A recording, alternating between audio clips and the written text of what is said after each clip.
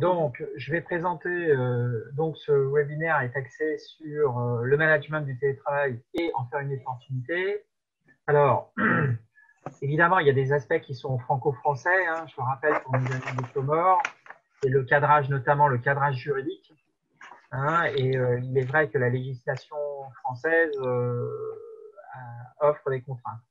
Donc, ce webinaire va se partager en 6 parties, un cadrage juridique, une évolution des modèles de management, le télétravail en gestion de crise, c'est un moment important et c'est ce que nous vivons aujourd'hui, l'organisation du télétravail distant, le management opérationnel et les opportunités du télétravail. Alors c'est vrai qu'on a une heure et demie pour discuter de ça. Il y a des points sur lesquels on va, notamment législatifs, sur lesquels on va être très précis. A contrario, sur d'autres points, on va essayer d'aller très vite parce que, évidemment, on couvre un domaine en à peine une heure et demie. Je partagerai régulièrement mon écran et je reviendrai à l'écran régulièrement. Si vous avez un problème technique, vous n'hésitez pas à m'interpeller, évidemment. Pour ceux qui ont des environnements de travail bruyants, n'hésitez pas à fermer votre micro. Mais si vous êtes dans un environnement calme, il n'y a pas besoin. Donc, je vais commencer la présentation. Alors, je vais commencer la présentation et je vais commencer par partager mon écran. Je suis où? Je suis là. Voilà. Voilà. Est-ce que tout le monde voit mon écran? Oui, ça marche. Très bien, c'est parfait. J'espère que vous avez bonne lecture. Donc, optimiser le management du télétravail en faire une opportunité. Donc, j'ai bien dit 6 chapitres, cadrage numérique, évolution des modèles de management, télétravail en gestion de crise, l'organisation du travailleur distant, le management opérationnel et les opportunités du télétravail. Alors, un petit historique européen, le télétravail n'arrive pas comme ça du jour au lendemain. En fait, le télétravail rencontre 2 résistances majeures au départ. Premièrement, une résistance syndicale qui trouvait que le télétravail était antisocial. Et donc, les syndicats ouvriers ont vu arriver ce nouveau mode de travail comme étant quelque chose de pas forcément bon pour le travailleur.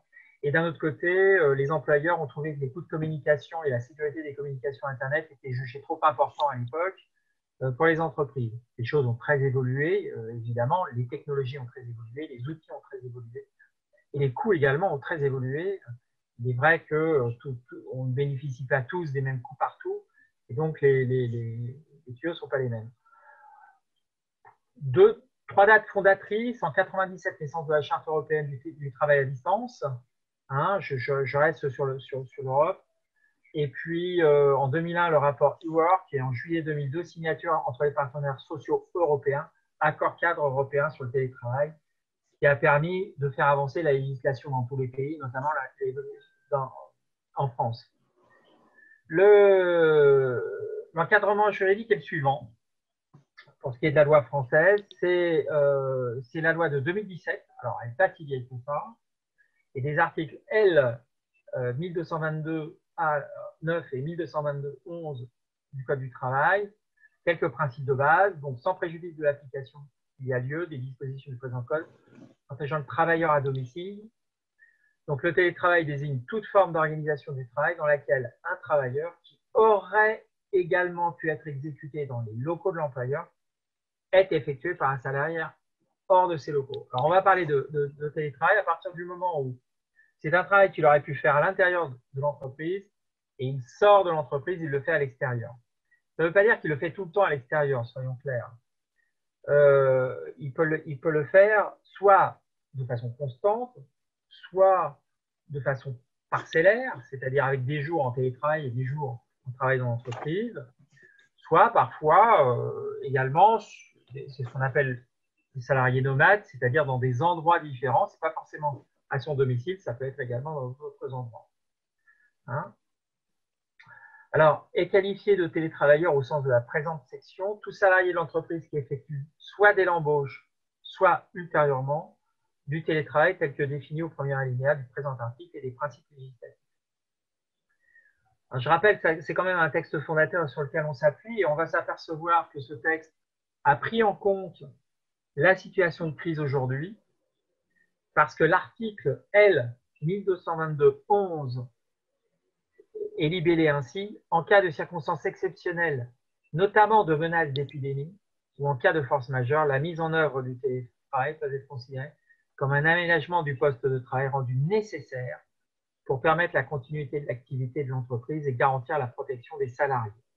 Donc, on se retrouve finalement avec une loi qui prévoit à l'avance qu'il peut y avoir des circonstances exceptionnelles, qu'il peut y avoir évidemment un cas de force majeure, qu'il peut y avoir l'obligation, voire l'obligation en tout cas, l'objectif de passer en télétravail tout ou partie des salariés.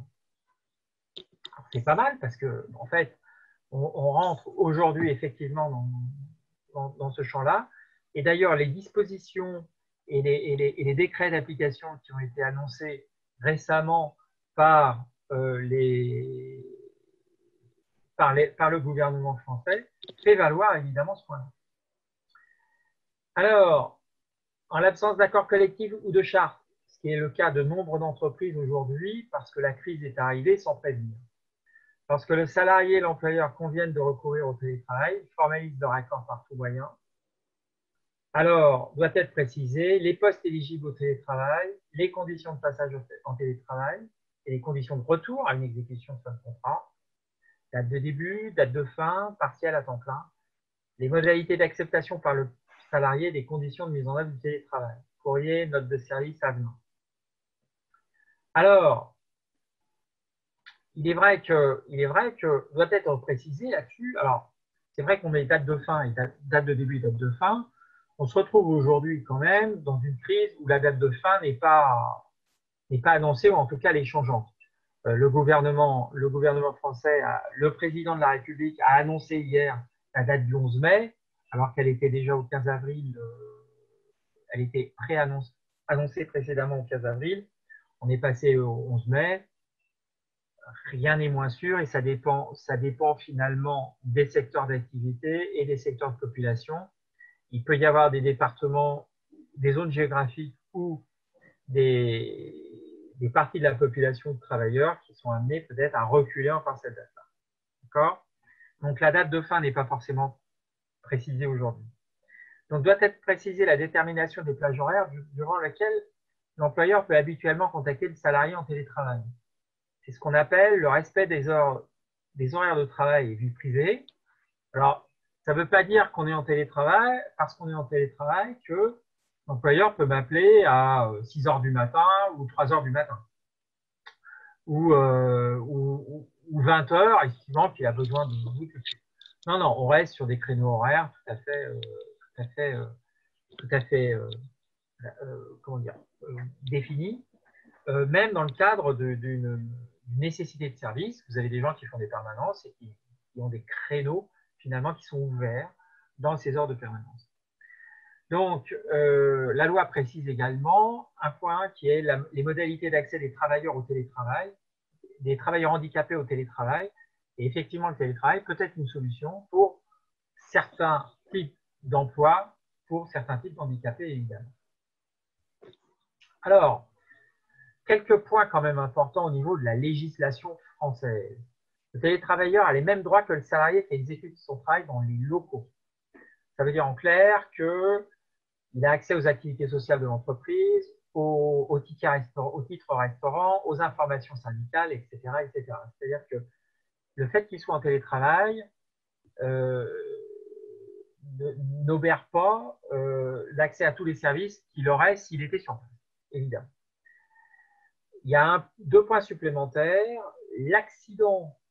L'accident survenu sur le lieu où exercer le télétravail pendant l'exercice de l'activité professionnelle du télétravailleur est présumé être un accident de travail.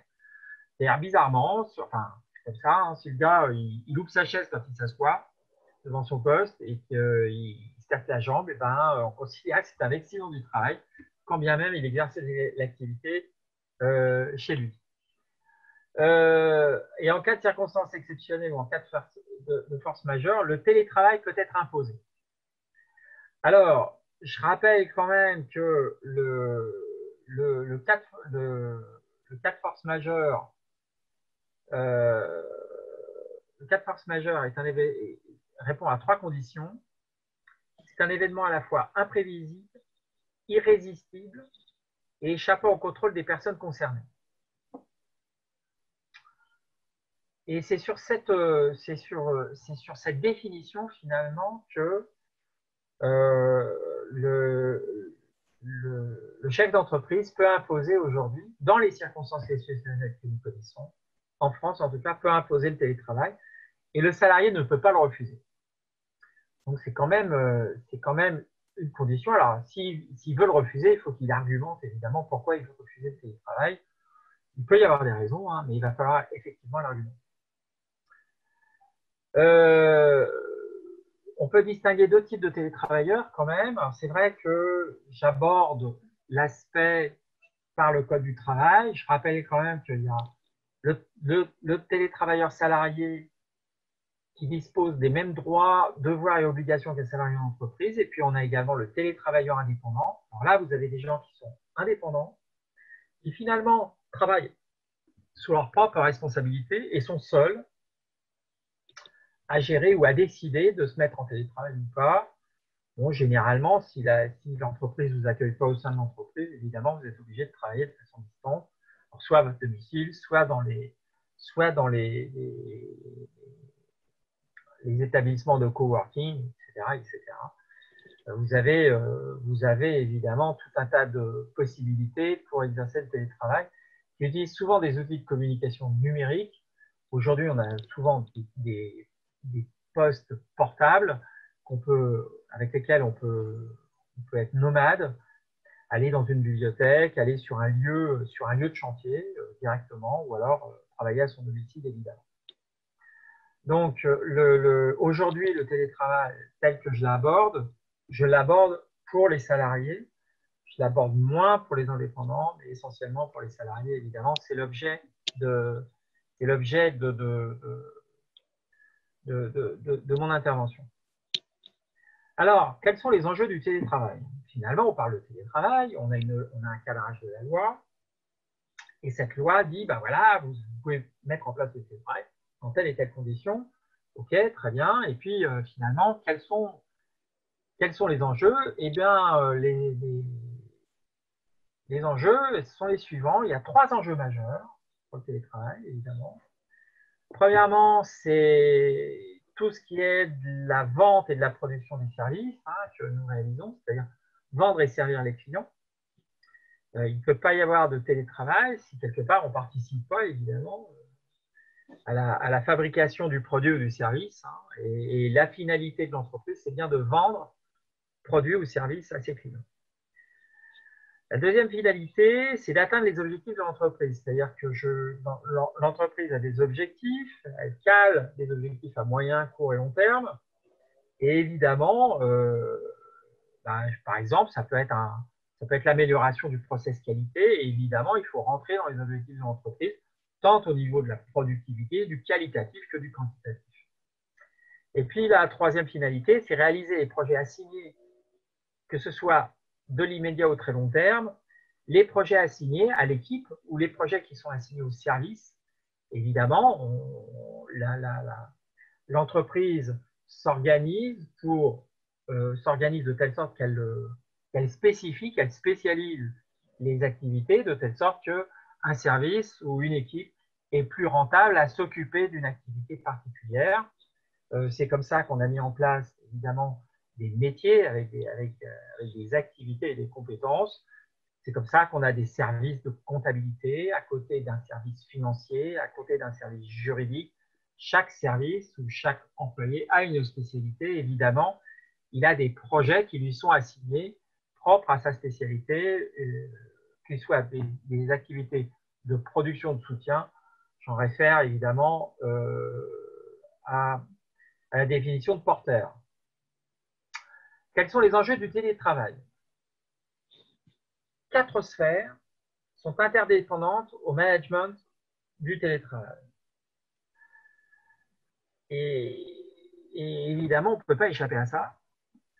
Alors, ces 4 sphères sont l'organisation des activités de l'organisation générale des services, c'est organisationnel. Il y a la sphère du responsable de l'entreprise ou du manager qui doit gérer l'information descendante, montante, qui doit aussi s'occuper des cycles de décision. On va s'apercevoir qu'en télétravail, par rapport à l'habituel, les cycles de décision changent de forme, changent de rapidité et changent de nature. On a le salarié en autonomie qui, lui, doit évidemment se préparer, gérer son emploi du temps et doit faire preuve d'implication personnelle au projet collectif, quand bien même il est en télétravail. Et on a la quatrième sphère qui est la sphère du matériel, équipement, logiciel, solutions de communication, référents techniques, solutions alternatives s'il en faut. Alors, des solutions alternatives, oui, il a fallu en trouver des solutions alternatives. On s'est aperçu que nombre d'entreprises étaient passées au télétravail en n'ayant rien prévu, qui du jour au lendemain se sont retrouvées finalement à essayer de trouver des outils et de trouver des solutions pour se mettre au télétravail.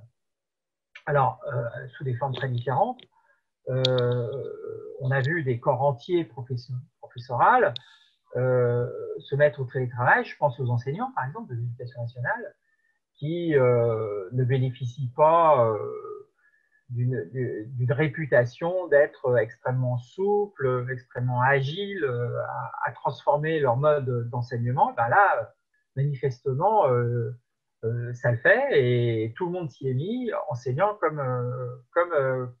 comme élève. Donc, effectivement, je rappelle quand même que les trois sphères sont à étudier. On ne peut pas mettre en place le télétravail si on ne s'occupe pas de l'organisation des activités, du mode de management, du salarié en autonomie et du matériel, évidemment, et des équipements nécessaires à la mise en place du télétravail. Alors, en fait, tout ça, c'est bien joli, mais on s'aperçoit qu'il y a quand même quelques réticences, quelques freins, et c'est là-dessus, justement, que généralement, on va avoir besoin de travailler. Alors, faire évoluer les modèles de management, ça demande un changement profond des mentalités, des méthodes de travail. Donc, il y a une transformation attendue, au moins sur deux champs majeurs. Premièrement, du lien social entre l'entreprise et ses salariés. Évidemment, je les ai plus sous la main, donc il va peut-être falloir que cette transformation soit accompagnée, elle soit en tout cas maîtrisée. Et puis, une autre transformation attendue, c'est de la régulation sociale pour assurer sa cohésion et pour faire partager à ses membres ses objectifs. Je rappelle que travailler dans une entreprise, c'est surtout partager un projet commun. Vous ne travaillez pas, je ne travaille pas dans l'entreprise si moi, je décide de faire le boulot que j'ai envie dans l'entreprise. Je rentre dans une organisation générale, et évidemment, je partage les projets communs. Si le positionnement stratégique dans l'entreprise, c'est de faire tel type de qualité ou tel type de produit, tel type de qualité auprès de tel client, évidemment, je vais m'adapter évidemment à cette orientation stratégique. Je rejoins le projet commun. Il n'y a pas d'entreprise sans projet commun. L'entreprise, ce n'est pas des gens qui travaillent les uns à côté des autres et puis qui se repassent des papiers ou qui se repassent de l'info, qui se repassent des boulons. Il y a un projet commun, évidemment, et on demande à ce que l'entreprise soit intelligente, d'ailleurs, depuis plusieurs années. Depuis les années 90, fin des années 90, on demande à ce que l'entreprise soit intelligente, c'est-à-dire tout le monde participe à l'intelligence de l'entreprise et évidemment au partage des objectifs de ce projet commun. Alors, c'est vrai qu'il va y avoir un dilemme managérial. Le premier dilemme managérial, ça va s'illustrer au travers de deux comportements. Le premier comportement, c'est qu'il va falloir tisser des nouveaux liens de confiance entre la hiérarchie et les subordonnés. Finalement, quand le gars, je l'ai sous la main, je le vois travailler.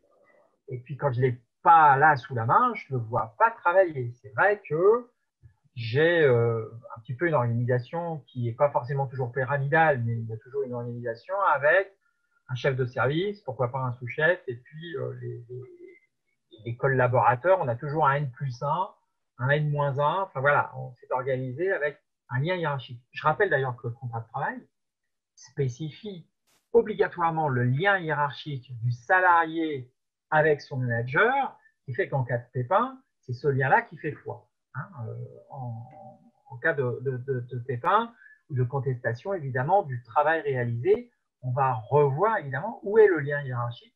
C'est ce qui va engager la responsabilité employeur-employé. Donc, tisser de nouveaux liens de confiance entre hiérarchie et subordonnés ou avoir des techniques de monitoring électronique pour retrouver une présence à distance. Alors, ce n'est pas gérable parce que ça existe quasiment plus, ça existe, mais ça existe quasiment plus. C'est absolument plus d'actualité, mais pendant longtemps, il y a eu une recherche là-dessus.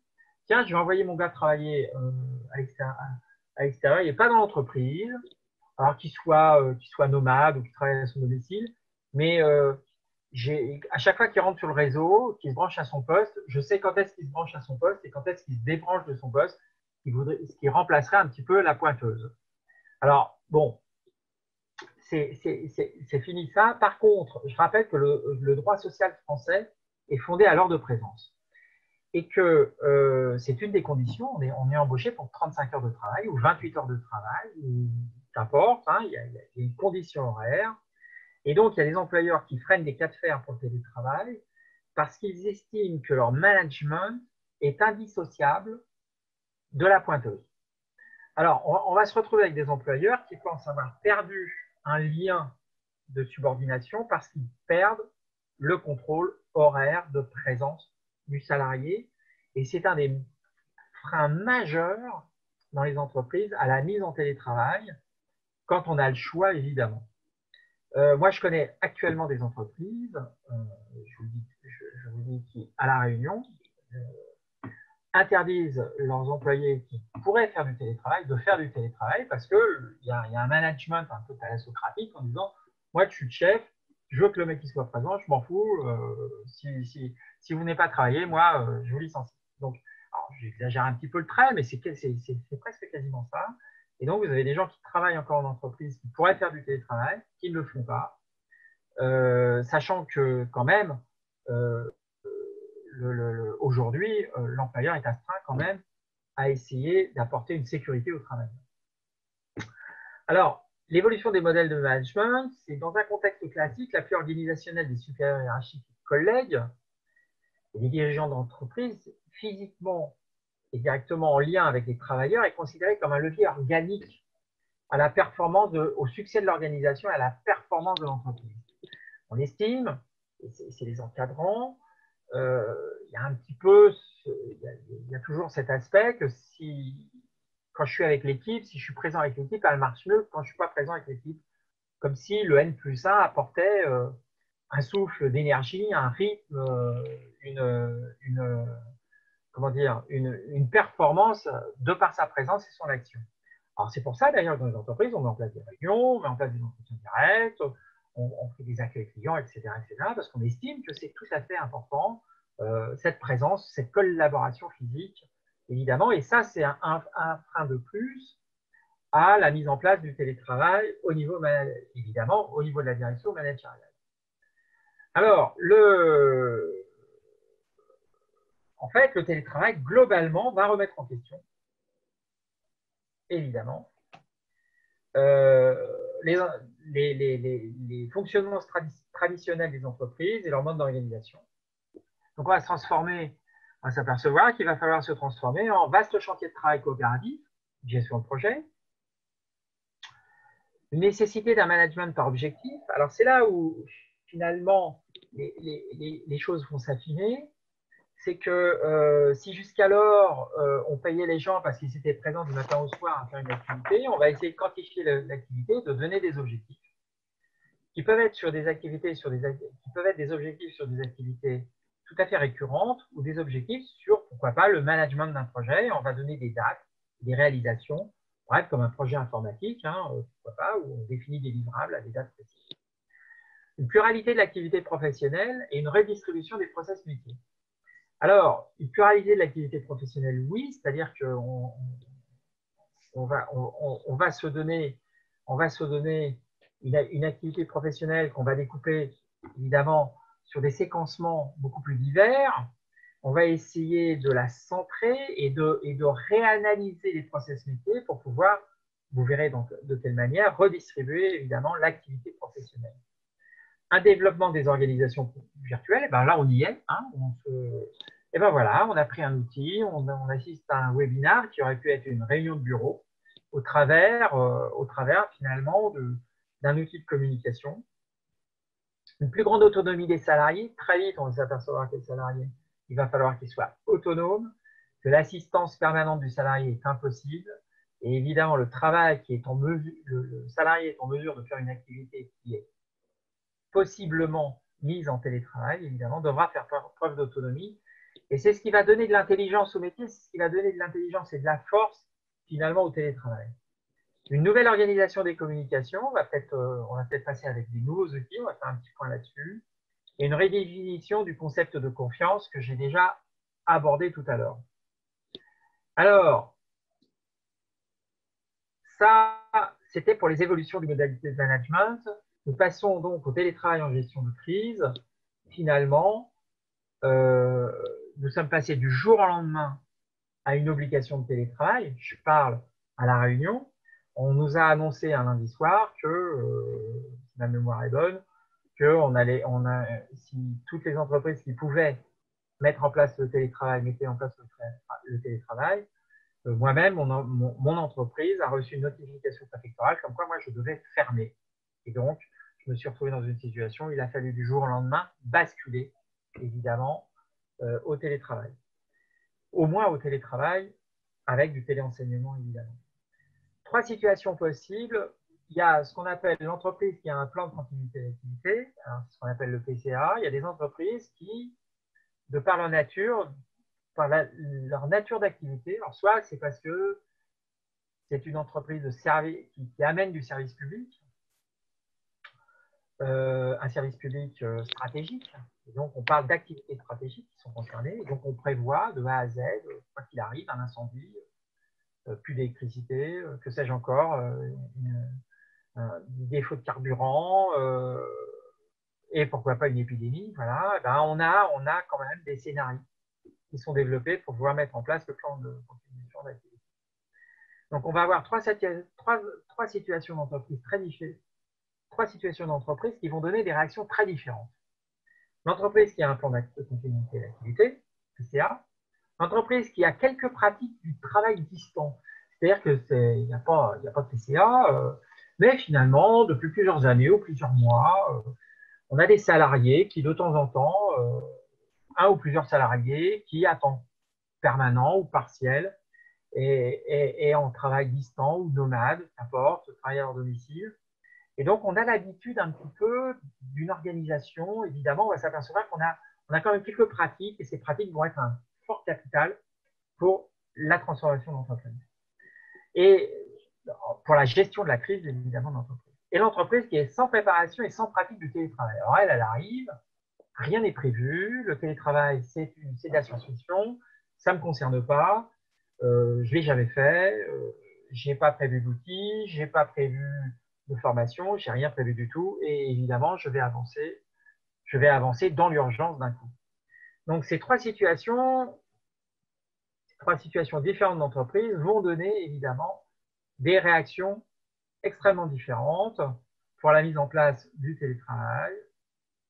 Et ben, celle qui a mis en place un PCA, ben, il va y avoir dans le PCA, et bien évidemment, au préalable, on fait une analyse des activités des process métiers, tout ou partie des activités du service, une préparation managériale, alors formation, désignation des référents, tout ça c'est prévu à l'avance, préparation de cellules de crise, préparation des structures du système d'information et des outils, c'est-à-dire qu'il y a des choix techniques qui sont faits pour cette éventualité où massivement les gens passent en télétravail, des choix techniques et sécurisés. Hein. On prépare aussi des matériels, c'est-à-dire tout est déjà prévu à l'avance, pour la plupart en tout cas, que ce soit en termes de portables, logiciels, etc. Et généralement, on a un PRA, un plan de relance de l'activité derrière, au cas où. Alors, j'ai deux exemples extrêmement concrets. J'ai le fils d'un ami qui travaille à une banque japonaise à Tokyo. Et lors de l'incident de Fukushima, la banque a dû prendre une décision et en moins de 48 heures, tout le monde s'est retrouvé à Hong Kong. C'est-à-dire que l'ensemble de la banque, du siège, a déménagé à Hong Kong et ils se sont retrouvés en moins de 48 heures à tous travailler à Hong Kong. Alors, pourquoi? Parce que tout simplement, la banque, comme beaucoup d'entreprises japonaises d'ailleurs, notamment des entreprises, des entreprises internationales, ont un clone de leur siège. C'est-à-dire qu'il y a des locaux vides ailleurs, dans un autre pays, où il y a les mêmes équipements, les mêmes ordinateurs, il y a les mêmes communications, etc. Et du jour au lendemain, on peut faire passer l'ensemble du personnel où il va retrouver, alors c'est pas les mêmes portes, c'est pas les mêmes bureaux, mais il va retrouver le gars, un bureau pour lui, avec l'ordinateur, ses logiciels, etc. Donc, vous avez des entreprises qui ont des PCA extrêmement élaborés et pour faire fonctionner, refonctionner une banque en moins de 48 heures, je peux vous dire qu'il faut avoir déjà tout préparé, c'est ce qui a été fait. Et donc, je connais très bien l'exemple parce que c'est un Réunionnais donc, qui habitait Tokyo et qui aujourd'hui habite Hong Kong. Donc, et ils sont restés dans ces locaux-là. J'ai un autre exemple réunionnais, c'est-à-dire qu'il y a un bailleur social ici à La Réunion qui avait établi un PCA qu'ils avaient bouclé tout début janvier, d'ailleurs. Et en début mars, ils ont cru avoir été contaminés par un cadre revenant de croisière. Et donc, ils ont eu peur que l'épidémie gagne le staff dirigeant. Ils ont déclenché dès le 1er mars, c'est-à-dire, je crois, je ne sais plus si c'est le 1er ou le 2 mars, je ne connais plus la date, mais les premiers jours de mars, bien avant le confinement, ils ont déclenché leur PCA, ils ont profité d'avant-confinement de former les personnels, de distribuer les outils, etc. Et résultat des courses, aujourd'hui, le bailleur social continue ses activités sans interruption de service pour les clients. Et en plus de ça, aujourd'hui, aucun salarié n'est en chômage partiel. C'est-à-dire que l'ensemble des salariés travaillent à plein temps. Il y a la continuité de service et la continuité de notre travail. Pourquoi? Parce que le PCA qui avait été prévu permet aujourd'hui de… Alors, je crois que c'est les 2 tiers ou le 3 quarts des salariés de travailler évidemment à leur domicile dans ce service-là. C'est vrai que si vous êtes une usine de production de moellons, ça va être beaucoup plus compliqué de faire du télétravail. Quand vous faites de la production, vous avez besoin d'une main-d'œuvre présente. Mais le payeur social l'a de fait. Donc ça, c'est pour le plan de continuité, pour quelqu'un qui a évidemment un plan de continuité. L'entreprise qui a quelques pratiques de travail distant, je vais repartager mon écran quand même, je prends ça. L'entreprise qui a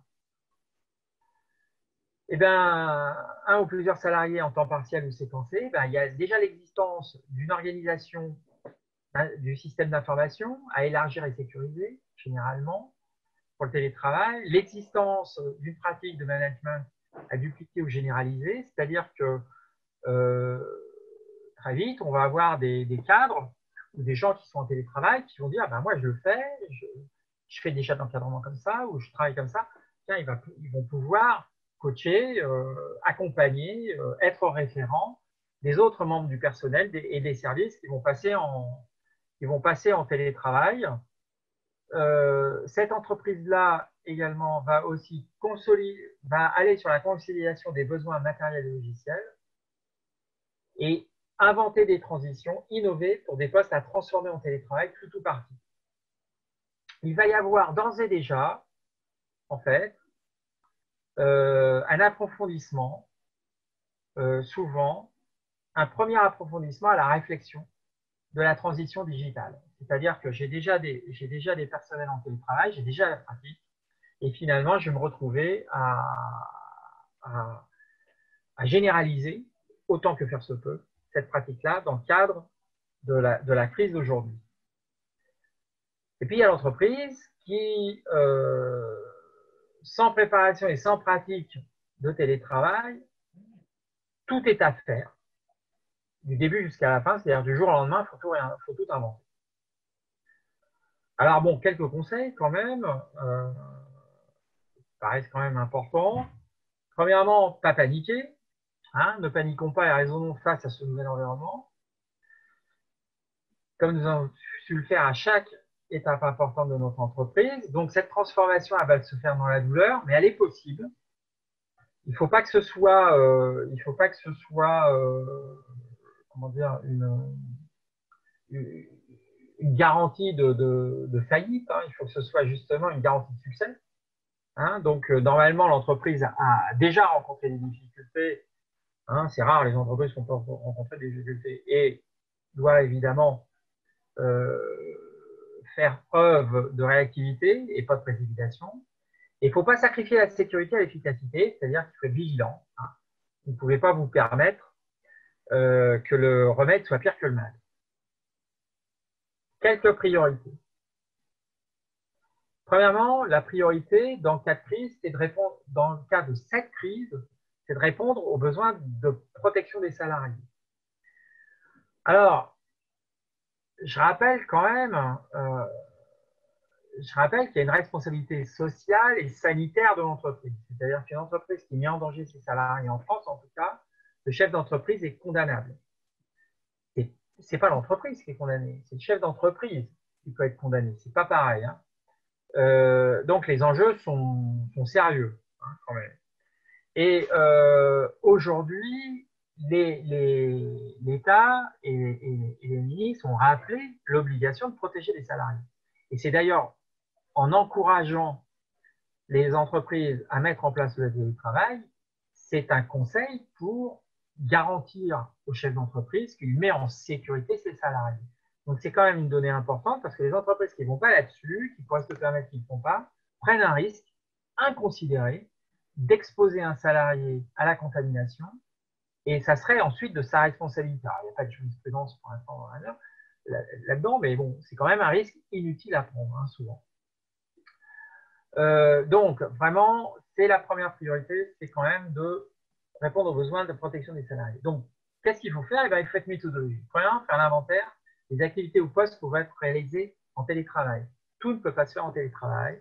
Il faut absolument faire un inventaire de qui, quoi, quelle activité, quel poste. Ça peut très bien se concevoir comme étant quelqu'un qui va se retrouver 2 jours en télétravail et 3 jours dans l'entreprise, par exemple. Rien n'oblige à ce que ce soit un poste entier ou une activité entière. Il va falloir concevoir des nouveaux systèmes de communication, voire d'information en toute sécurité. C'est vrai qu'on découvre d'un coup des outils qui peuvent être plus ou moins gratuits, plus ou moins chers, plus ou moins mis à disposition le temps de la crise. Hein, vous verrez, hein, il y a des listes entières je vous mettrai en fin de PowerPoint une liste entière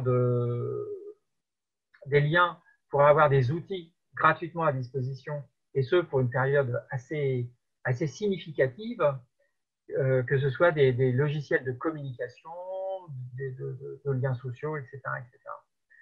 Donc, évoluer également les besoins matériels et logiciels nécessaires. Alors, moi, je connais une entreprise qui n'avait pas des portables pour tout le monde. Ils ont dit au gars, tiens, tu prends ton PC, tu prends ton écran sous le bras, et puis hop, tu pars avec. Puis, on va s'organiser pour les communications et puis le télétravail. Former et accompagner les salariés managers. Là, il va falloir évidemment, vous ne pouvez pas partir comme ça. C'est-à-dire, si vous ne formez pas les gens, si vous ne les briefez pas, si vous n'avez pas un minimum de formation, vous allez au-devant de nombre de ratés, voire de ralentissements importants de l'entreprise, et ça serait dommage. D'ailleurs, il y a des employeurs qui ont peur de se louper dans la mise en télétravail et qui préfèrent mettre en activité partielle, en chômage partiel, des salariés en se disant tant pis pour ce service-là. Alors, je parle des services de soutien, hein. Par exemple, le service de comptabilité. On peut peut-être se passer du service de comptabilité pendant 2 mois. Donc, pourquoi pas, ma foi, ça va peut-être pas ralentir la production d'entreprise.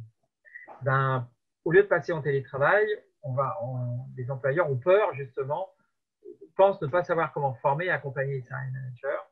Objectiver les activités distantes, j'en ai parlé, hein, évidemment, il va falloir donner des objectifs à tout le monde, promouvoir la nouvelle organisation et motiver les équipes.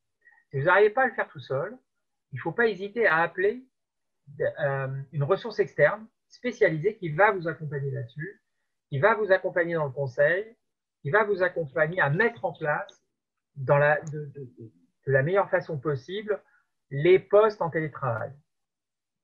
Alors, finalement, le télétravail en gestion de crise, c'est quoi? Eh bien, c'est ça. C'est-à-dire qu'il y a 4 sphères qu'il va falloir absolument couvrir. Il va falloir couvrir la sécurité, la communication, la production, ça reste quand même la finalité de l'entreprise, je rappelle quand même, et la gestion de l'information critique. L'information critique, je vais commencer par là, si les autres sphères vous semblent naturelles et efficaces, en gestion de crise, on va avoir ce qu'on appelle l'information critique, c'est-à-dire les éléments d'information qui vont être transversales à l'entreprise et qui vont être des informations très importantes, majeures pour gérer la crise. Toutes les informations ne sont pas bonnes à prendre, toutes les informations ne sont pas à gérer dans tous les sens, et il va y avoir la gestion de l'info critique, alors je ne sais pas, qui s'arrête, les clients qui viennent plus, etc., etc. Bref, l'information qui va permettre à l'entreprise de réagir le plus rapidement possible, qui va obliger l'entreprise à réagir le plus vite possible, à avoir un positionnement stratégique, à mettre ses efforts de gestion de crise dessus. Alors, on ne perçoit pas forcément dans une crise tout de suite. Il va y avoir des éléments qui vont être disséminés et on va avoir un service de livraison ou un service de production ou un service, pourquoi pas financier, qui va lancer des alertes. Et là,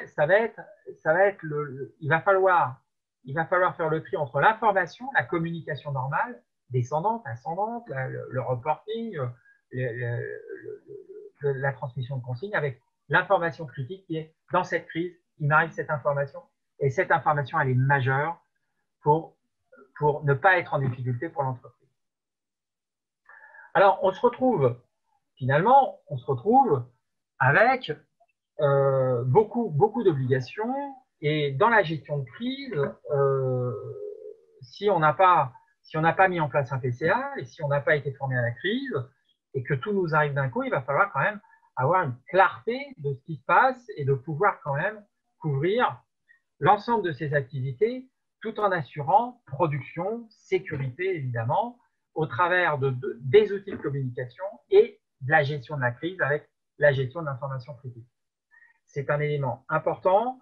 Souvent, les informations arrivent en vrac. On ne fait pas la distinction entre ce qui est une information critique d'une autre information et on a du mal, évidemment, à gérer, à réagir très correctement. Alors, il y a quand même, si on met en place, et dans le cadre du télétravail, si nous mettons en place quand même des activités en télétravail, il faut éviter 3 écueils à éviter. Pour le télétravailleur qui va se retrouver en situation de télétravail, 3 écueils à éviter: se sentir isolé, perdre toute organisation et intensité de travail, déqualifier son intérêt professionnel, et ces activités sont les 3 dangers du télétravailleur qui va se retrouver, lui, pof, d'un coup, tout seul à sa maison. Et il va se retrouver avec son ordinateur, avec son téléphone, il va se retrouver également avec l'ensemble des activités qu'il a à faire, et puis, si c'est... Alors, on sait que les cadres, alors souvent c'est comme ça d'ailleurs, les cadres qui ont souvent... Alors pourquoi les cadres s'en sortent mieux souvent? C'est parce que les cadres, on fait souvent appel aux cadres à leurs compétences d'analyse et de décision. Et parce qu'ils ont des compétences d'analyse et de décision, sont capables normalement de mieux réanalyser une nouvelle situation de travail. Mais on a tout un tas d'individus qui sont dans l'exécution, quelle que soit la plus-value apportée à leur travail. Ça peut être une exécution très technique, mais une exécution quand même, où les personnes n'ont pas forcément souvent fait appel à leurs compétences d'analyse et de décision. Et donc, vous avez des personnes qui risquent de se perdre tout simplement face à la charge de travail qui leur est confiée, face à la désorganisation de leur habituelle organisation de travail. Donc, à partir de là, il y a quand même des points de vigilance à avoir. 11 conseils pour l'organisation du travailleur distant.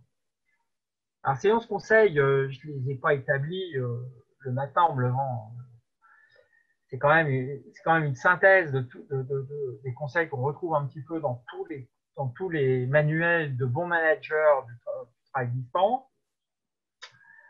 Ben, les conseils sont des conseils évidemment de comportement individuel. Alors, premièrement, se préparer sa vie le matin comme si on allait au bureau. Hein, on se remet dans les conditions psychologiques. Hein. Alors déjà, je me mets dans les conditions psychologiques. Et puis, si j'ai une vision impromptue qui arrive, je ne suis pas en t-shirt ou en, ou en tenue encore plus que légère pour pouvoir. Sinon, je ne peux pas prendre la communication, ce qui serait quand même préjudiciable. Se réserver un espace de travail confortable et utile. Donc, j'évite d'être trop près de ma télé ou de mon frigo. Hein. Vous avez quand même des pièges à éviter. Mettre des règles à la maison vis-à-vis des autres membres de la famille, c'est très, très important. On va retrouver des gens qui vont être phagocytés par la pression familiale. Il va falloir évidemment qu'ils luttent là-dessus. Et puis, se donner des horaires de travail stricts. Certes, s'il y a la flexibilité qui arrive, évidemment, dans l'organisation du travail distant, si on a de la flexibilité, ça n'empêche pas de s'imposer des horaires fixes. L'avantage de l'horaire fixe, c'est que tous mes collaborateurs, moins N+1, moins N-1, et pourquoi pas mes partenaires, savent que sur ces horaires-là, je suis présent et qu'ils peuvent peut-être aussi prendre communication avec moi en cas d'urgence ou en cas de planification de communication telle qu'elle est prévue. Hein. Faire un planning mensuel et partagé, alors ça aussi, ce sont des éléments basiques, mais aussi importants que ça. Faire un planning hebdomadaire mensuel et partagé avec le N+1 et l'équipe, et s'y tenir. C'est-à-dire que vous ne pouvez pas vous permettre je rappelle que le télétravail, ce n'est pas du coworking. Le télétravail, ce n'est pas travailler à côté des autres. C'est travailler avec les autres. Et pour cela, il va nous falloir mettre en place tout un tas d'éléments de communication le plus largement possible pour qu'on puisse travailler ensemble. Le partage des agendas et des plannings est important. Se faire une liste de ce qui doit être réalisé dans la journée, se donner des objectifs opérationnels et précis. Respecter au mieux les obligations de communication. Alors, ça va de N+1, avec le N+1, avec le N, avec le N-1, le partenaire, et répondre immédiatement à ces messages professionnels. Plus vous êtes éloigné, plus les gens sont isolés, plus vous avez intérêt à répondre rapidement aux messages. La réponse aux messages, et notamment aux messages asynchrones, messagerie électronique, pourquoi pas, je ne sais pas s'il y a des chats ou des forums qui sont partagés dans l'entreprise, et bien voilà, il faut essayer de répondre rapidement. Sinon, on va laisser peut-être, pourquoi pas, une tâche exécutée en plan qui est exécutée par un collègue. Signaler immédiatement tout problème de travail et demander toute aide à son entreprise si besoin, vous ne pouvez pas rester bloqué. Il faut savoir aussi faire remonter l'information comme quoi vous avez des difficultés, encadrer, soutenir, accompagner ses collaborateurs en valorisant les efforts et les réussites. Faire des petits déjeuners, alors bon, après, c'est faire des petits déjeuners ou des apéros virtuels avec son service, son équipe, pour maintenir la relation et le plaisir de partager le projet de l'entreprise. Il ne faut pas oublier que nous sommes des êtres humains, nous sommes des êtres sociaux. Et un des plaisirs d'aller en entreprise, c'est aussi de retrouver ses collègues de travail. Eh bien c'est ça une réunion virtuelle. C'est aussi, pourquoi pas, de remettre en place une conversation qu'on aurait pu avoir à la machine à café. On prévoit à l'avance qu'on va se faire un apéro, pourquoi pas le vendredi soir, à telle heure. Et ça nous permettra de boucler la semaine dans la joie et la bonne humeur. Se féliciter du travail réalisé dans ces nouvelles conditions et se préparer à la reprise dès la sortie du confinement. C'est-à-dire qu'il va nous falloir évidemment pouvoir aussi apprécier les évolutions du travail et se dire, tiens, il y a aussi un déconfinement qui est prévu. Alors bon, ça a été annoncé au 11 mai. Bon, on verra bien ce qui se passe. Pour bon nombre de télétravailleurs, il y en a qui vont s'accrocher vraisemblablement à ces dates-là. Alors, quelques attentions particulières. Une attention particulière sur la communication. Il faut se prévoir des créneaux privilégiés pour les visios et les réunions téléphoniques. Mettez-vous des créneaux. Il faut répondre rapidement aux demandes d'informations. Prévoyez les choses à l'avance. Essayez, anticipez, être proactif sur le partage des informations. C'est-à-dire quand vous avez des informations à partager, il faut pouvoir, pourquoi pas, dire, tiens, lors de la prochaine visio, je prépare ça, comme on prépare une réunion d'ailleurs. Tac, tac, tac, tac, la visio arrive, hop, je fais remonter évidemment les informations qui ne sont pas encore demandées, mais qui sont peut-être aussi attendues. Il faut que je sois proactif là-dessus. Il faut que je donne des priorités, parce que dans le travail que je fais chez moi tout seul, ça va être très difficile. Et donc, pour ça, j'ai des priorités à donner. Définir l'ordre des priorités de la journée. Bon, avant tout, placer des contraintes, hein, on est d'accord, hein, réunion, rendez-vous téléphonique, les deadlines à respecter. Parce que si j'ai des boulots à rendre, il faut que je les rende, hein, je rappelle. Le reste du temps est à consacrer aux autres activités prévues au planning, évidemment. Et puis, dans l'organisation, prévoir chaque jour en alternance la gestion des activités récurrentes et les activités d'élaboration de projets et de moments de communication suivant les contraintes extérieures de l'équipe, évidemment. Quand c'est possible, prendre de l'avance sur l'activité de demain. Tout ça, ce sont des évidences. Tout ça, ça nous paraît toujours basique. Et je vous assure qu'on a souvent besoin de se le rappeler ou de le rappeler aux autres pour pouvoir rassurer tout le monde dans son travail et dans son organisation personnelle. C'est un point quand même, ce sont des points quand même qui sont importants. Alors, concernant les télétravailleurs, j'ai repris, puisque je travaille à distance, j'ai peut-être aussi une responsabilité sur la sécurité que je dois apporter à l'entreprise par rapport à mon travail de distance. Alors l'ANSSI, je conseille l'ANSSI. Alors l'ANSSI, il y en a qui connaissent, il y en a qui connaissent moins. L'ANSSI, c'est l'agence nationale hein, concernant sur la sécurité des systèmes d'information. L'ANSSI est en ligne et a tout un tas de conseils, de méthodos, de documents qui sont en libre accès et qui sont essentiels. Et également pour le télétravail, je vous mettrai quelques liens. J'ai quelques liens à la fin du webinaire que je vous montrerai. Donc, l'ANSSI, quand même, donne 10 recommandations pour le télétravailleur qui sont intéressantes, que je vais partager avec vous.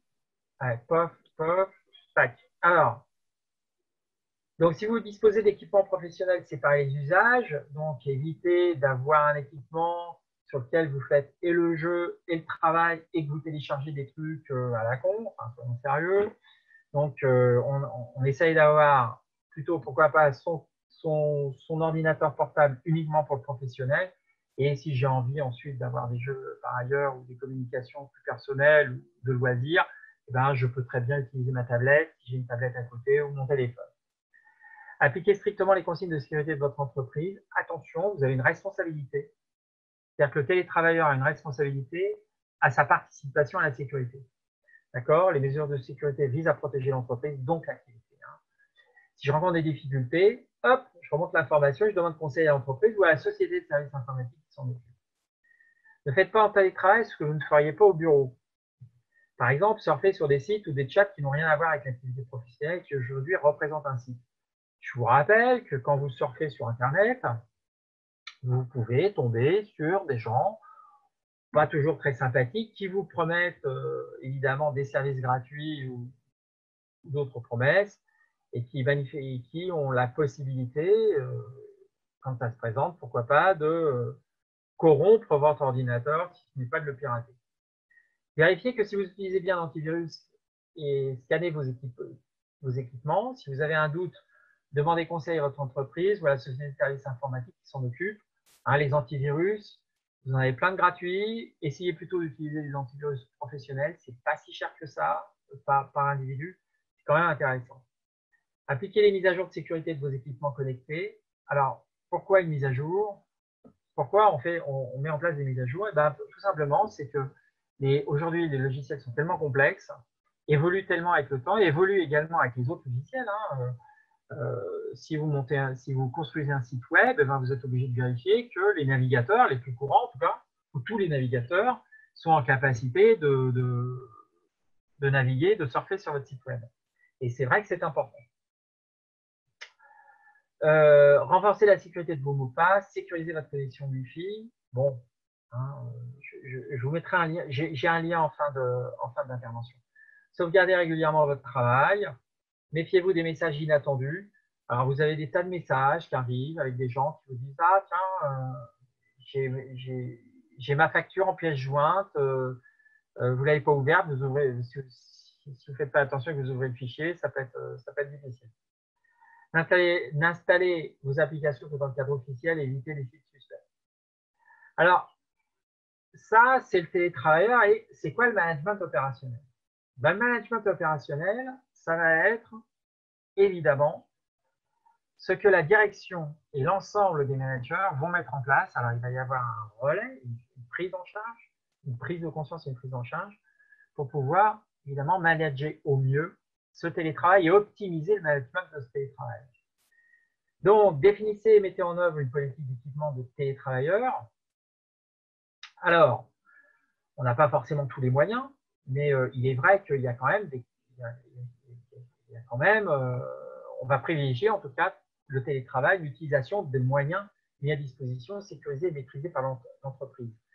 Il est arrivé, je connais une entreprise ici qui, en mettant en télétravail, a pris le parti de dire « je n'ai pas assez de postes, je n'ai pas assez de postes nomades, je ne peux pas vous laisser partir avec tel ou tel ordinateur. Est-ce que vous pouvez utiliser votre ordinateur personnel de maison ?» Et un nombre d'employés, un nombre de salariés ont adhéré en disant « si, moi j'ai un ordinateur de maison, je vais l'utiliser, ok ». Ça leur a permis de distribuer les postes portables à d'autres salariés de telle sorte que l'ensemble du personnel qui devait partir en télétravail a pu le faire parce que l'entreprise, au départ, n'avait pas assez de moyens. Et si elle a les moyens, si elle a les postes, évidemment, c'est pas possible. Lorsque ce n'est pas possible, donner des directives d'utilisation et de sécurisation, évidemment claires aux employés, en ayant conscience que leurs équipements personnels ne pourront jamais avoir un niveau de sécurité vérifiable, voire peut-être sont déjà compromis par leur usage personnel, mais ça il va falloir prendre des sécurités là-dessus. Alors, maîtrisez vos accès extérieurs, limitez l'ouverture de vos accès extérieurs distants. Alors ça, c'est quand vous avez évidemment des partages de données. Je rappelle que, je ne sais pas si je l'ai mis là-dessus, mais je vous rappelle que vous avez des logiciels de coworking, de partage de données, de partage de fichiers. Et si vous avez par exemple Office 365, vous avez tout un tas d'outils à l'intérieur qui vous permettent de faire du travail et de partager des données, théoriquement en toute sécurité, même si certains spécialistes de la sécurité disent que, mais en tout cas, vous avez des outils qui sont à disposition. Donc, sécurisez vos accès extérieurs, renforcez votre politique de gestion des mots de passe. Alors ça, c'est tout un tas ça, c'est toujours l'ANSSI qui conseille ce type de sécurisation. Ayez une politique stricte de déploiement de mise à jour de sécurité. Durcissez la sauvegarde de vos données d'activité. Utilisez des solutions antivirales professionnelles. Mettez en place une journalisation de l'activité de tous vos équipements d'infrastructure. Supervisez l'activité de vos accès externes et systèmes sensibles. Alors, il y en a pour qui ça ne parle pas, ce que je suis en train de dire. Il y en a d'autres qui peuvent avoir un système d'information ou comprendre comment fonctionne un système d'information et comprennent ce que je suis en train de dire là. Superviser l'activité de vos accès externes et systèmes sensibles. Sensibiliser et apporter un soutien réactif à vos collaborateurs en télétravail. Préparez-vous à affronter une cyberattaque. Eh bien oui, quand vous faites des sauvegardes régulières, vous préparez une cyberattaque, c'est-à-dire que vous dites, si jamais il y a quelqu'un qui m'attaque, j'ai quand même toutes les données qui sont sécurisées, j'ai quand même mes logiciels métiers qui sont sécurisés, voilà, des choses qui sont importantes pour le fonctionnement de l'entreprise et qui feraient que l'entreprise s'arrêterait, ou en tout cas serait considérablement ralenti. Dirigeants, impliquez-vous et montrez l'exemple. Alors, le télétravail n'est pas du coworking, même dans la configuration de la gestion de projet. Plusieurs étapes. Alors, il faut, là je vous les mets, mais je vous les rappelle, il faut associer les acteurs concernés avec la direction. C'est-à-dire que, un petit peu, c'est comme dans tout le management de changement, toutes les transitions, vous avez besoin d'avoir quand même une direction opérationnelle, très active sur le sujet, qui associe l'ensemble des collaborateurs. Ce n'est pas un service qui se met en télétravail et puis les autres traînent. Voilà. Il faut qu'il y ait le soutien de la direction, l'ensemble, et c'est un acte de management du dirigeant de l'entreprise. Hein. Donc, plusieurs étapes. Associer donc les acteurs concernés avec la direction, services, salariés, RH, DSI. Inventorier les postes et les activités qui peuvent passer en télétravail, je vous l'ai dit. Recueillir les besoins et les attentes des salariés. Définir pour chaque activité, service ou poste de travail des modalités, des objectifs. Cadrer chaque projet, évidemment. Former ad minima, accompagner chaque acteur, ne pas hésiter à faire une phase de test. Alors, vous avez le droit de faire des phases de test. Alors, combien de fois on l'a fait hein? C'est avant de laisser partir le gars, de dire attends, regarde si ça marche, mets-toi en connexion, regarde si effectivement tu accèdes bien aux données, si tu pars bien avec le bon poste, les bonnes données, etc. Donc, adapter quand même, je vais vous partager quand même adapter le management de l'entreprise, c'est revoir l'organisation du travail, manager équipe, limiter certains temps improductifs de réunion. Alors, beaucoup d'entreprises nous font des retours aujourd'hui en disant « Ah ben, du coup, maintenant, nos réunions, elles sont beaucoup plus courtes et elles sont beaucoup plus productives. » Eh bien oui, c'est parce que finalement, cette nouvelle organisation de travail amène de la productivité, ce qui est stupéfiant, mais toutes les études le font valoir. Hein. Offrir davantage d'autonomie à chaque salarié ou équipe. Essayer, si possible, de construire des équipes. Les binômes, c'est parfait. C'est-à-dire qu'au lieu de donner une tâche à une personne, vous donnez une tâche à un binôme. Et le binôme va être obligé de travailler ensemble, va être obligé de s'entraider, va être obligé d'avoir une productivité parce qu'on est co-responsable de ce qui arrive. Et donc, c'est bien cette co-responsabilité. Donc, pour mieux séquencer les missions sur la semaine, définir les plages horaires où le manager peut contacter les membres de son équipe et les réunions obligatoires, définir les temps et les modes de communication synchrones et asynchrones. Je pense que tout le monde connaît ce vocabulaire. Adapter le management de l'entreprise, c'est aussi définir les outils de reporting pour le suivi des activités, faire communication également de tous les reportings des équipes, voir de l'activité globale de l'entreprise pour garder le lien de tous sur le projet commun. C'est important. Ne faites pas des retours exclusivement sur l'activité du service ou l'activité. Voilà. Faites le plus possible des retours globaux sur l'entreprise, sur l'activité de la structure. C'est ce qui va permettre aux gens d'adhérer encore, de faire partie de la structure. Si vous ne leur donnez pas des nouvelles de la structure, ils vont se retrouver isolés. Ils vont se retrouver à faire un travail purement d'exécution, finalement. Ils n'auront pas une vie globale. Et la vie de l'entreprise, c'est aussi avoir une vie globale et une vie sociale avec l'entreprise et pour l'entreprise.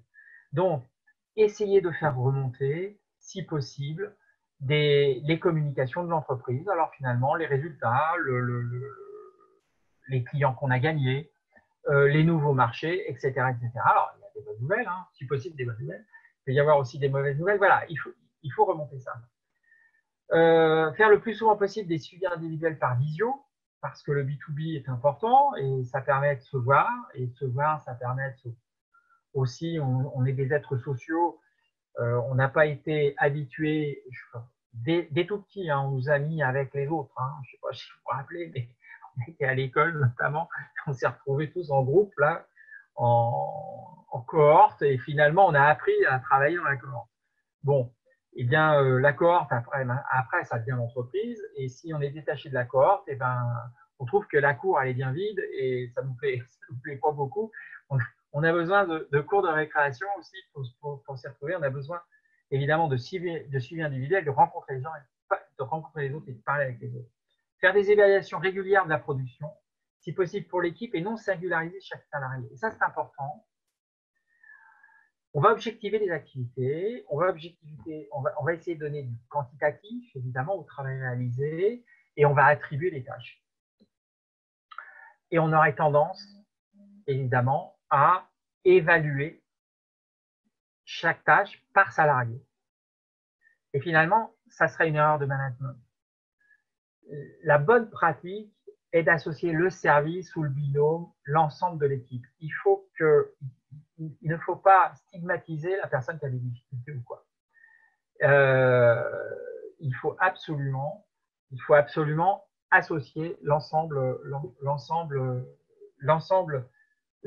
des salariés à la réalisation. Mettre en place l'échange des pairs pour que les managers partagent et optimisent leur expérience. Donc, adapter le management de l'entreprise, c'est faire un planning commun pour l'équipe,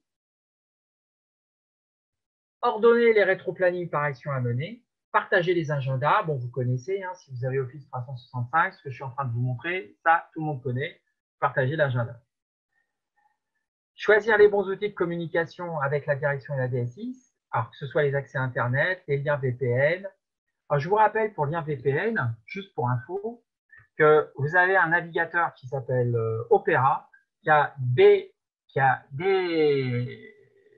un VPN inclus à l'intérieur que vous pouvez utiliser très gentiment. Accès aux logiciels métiers et bases de données, visioconférence, outils collaboratifs, réseau social de l'entreprise. J'accélère. Évaluer et réajuster régulièrement le dispositif pour chaque télétravailleur, atteindre des objectifs, respect des consignes de communication, respect des consignes de sécurité, besoin de formation et d'accompagnement, relever les incidents techniques et les activités, réanalyse du process métier. Alors, 3 règles de communication pour le télétravail: partager, fédérer et coopérer.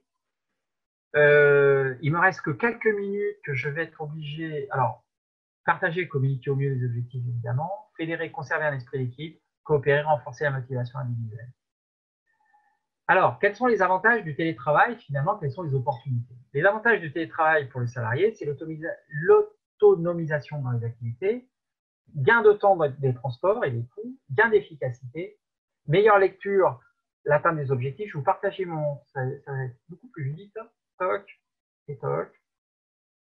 Meilleure lecture des atteintes des objectifs, intérêt de l'activité centrée sur le résultat, individuel ou collectif, et non sur la présence. Meilleur équilibre de vie professionnelle et vie privée, bien-être du salarié, flexibilité des horaires. Les avantages du télétravail pour l'entreprise, gain d'efficacité du salarié, toutes les études sont d'accord là-dessus. Toutes les études accordent que 22%, généralement c'est un gain de productivité de 22%, c'est quand même très significatif de productivité. Augmentation de la flexibilité des ressources humaines, une augmentation de la motivation des équipes, une augmentation de la productivité, réduction de l'absentéisme, évidemment, et des retards, optimisation des temps de réunion et de communication, simplification de l'accueil des TH, réduction de certains coûts locaux, espaces de travail. Finalement, les opportunités, c'est quoi? En fait, cette situation de crise nous apporte une réflexion sur les process métiers de l'entreprise et leur plus-value. J'en réfère à l'analyse de Porter, modernisation des processus de management, digitalisation des process de l'entreprise pour sécurisation et automatisation des tâches, conception de nouvelles relations clients, voire de process de vente, e-commerce par exemple, renforcement des gestions en mode projet et adoption des méthodes agiles, participation au bilan carbone de l'entreprise, remotivation des équipes, opportunité d'un nouveau projet commun et bénéficier actuellement des nouvelles aides Covid-19 immédiatement accessibles, par exemple le chèque numérique de la région. Je vous mets les ressources, je vous mettrai des ressources après. Alors, pour ceux qui demandent, voilà, on est arrivé au bout en courant au bout de ce webinaire où il a fallu être assez superficiel, mais vous avez quand même quelques axes majeurs sur lesquels vous devez travailler. Pourquoi c'est une opportunité? Parce que les usages aussi évoluent et aujourd'hui, nous allons avoir du grand public, nous allons avoir également des entreprises, nous allons avoir des partenaires qui vont s'habituer et qui ont déjà pris le pli finalement de s'habituer à ces nouveaux process et à ces nouvelles distributions de services et numériques. Et donc, c'est à partir de là qu'il faut le transformer en opportunité. C'est-à-dire, je vais profiter de la crise pour demain m'adapter, adopter des nouveaux comportements pour pouvoir faire évoluer mon entreprise dans ce sens. Je vais transmettre à Laura le PowerPoint qui sera distribué. Alors, je vous conseille, vous verrez, j'ai également mis en lien des webinaires que nous avons fait, notamment celui de Stéphane Jaillet concernant le télétravail en toute sécurité, qui vous donnera des indicateurs sur le télétravail. Sinon, je vous conseille le webinaire de Jean-Pierre Potier qui a lieu demain de 10h à 11h30. Alors, c'est effectivement pour les entreprises réunionnaises qui va exposer un focus sur le chèque numérique financé par la région Réunion et qui permettra de financer évidemment des mises en télétravail ou des digitalisations d'entreprise. Voilà. Je vous remercie de votre attention. J'espère avoir apporté de la plus-value, de l'information. J'espère avoir structuré un petit peu mieux l'esprit de management que vous voulez apporter évidemment aux entreprises et à vos collaborateurs. Et je laisse la main à Laura qui va conclure pour nous. Allô? Oui. Merci Stéphane, c'était très enrichissant et non, je ne dormais pas, mais je travaillais en même temps, je l'avoue. Oui, bah alors merci à tous. Effectivement, 1h30, donc ça va se couper normalement dans 2 minutes. Hein, on programme des plages d'1h30 sur Zoom. Aurore, il me semble que tu as quelque chose à demander aux participants. Oui, voilà, donc bonjour à tous. Déjà, je voulais dire merci à tout le monde de participer et surtout à Monsieur Colombel d'avoir fait ce webinaire.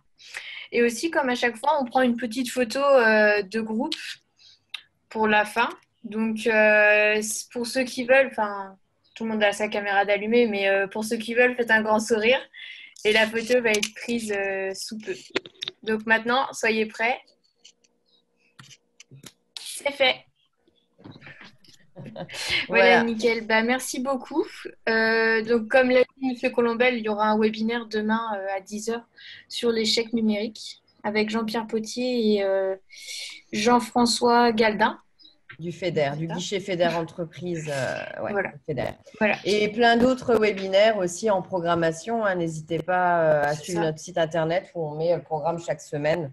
Le vendredi après-midi, à la fin du webinaire, on envoie le programme de la semaine d'après, etc. Voilà. Bon. Alors, si vous avez des remarques à me faire, si vous avez des propositions ou des remarques. Il y a un questionnaire qui passe après chaque webinaire. Questionnaire qui passe, c'est parfait. Voilà, effectivement. Merci à tous et bonne journée. À bientôt. Et allez, au revoir. Oui, Aurore, tu veux dire quelque chose? Non, moi j'allais juste dire que du coup j'allais envoyer un mail avec le lien pour le PowerPoint justement. Pour les slides. Avec le Google Form, enfin toutes les informations qui seront détaillées, donc ça devrait arriver bientôt. Voilà. Ok, super. Merci à tous. Bonne fin de journée. Merci. Au revoir. Bonne journée. Merci. Au revoir, à bientôt. Tout le monde, au revoir. Ok, merci tout le monde.